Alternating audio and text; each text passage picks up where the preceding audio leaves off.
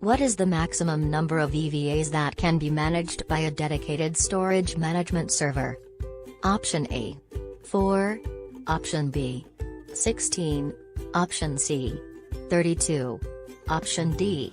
Limited by license. The correct answer is option B. Which statements are true? Select 3. Option A.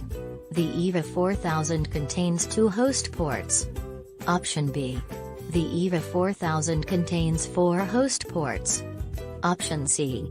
The EVA 6000 contains 4 host ports. Option D. The EVA 6000 contains 8 host ports. Option E. The EVA 8000 contains 4 host ports. Option F. The EVA 8000 contains 8 host ports. The correct answer is option B, C, F. The EVA utilizes which method to secure access to a LAN? Option A.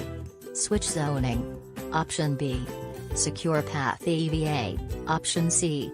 Persistent host binding. Option D. Selective storage presentation. The correct answer is option D.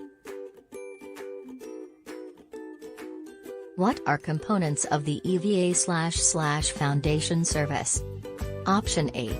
Installation and startup, 3-year hardware support, 3-year phone-in support and update. Option B.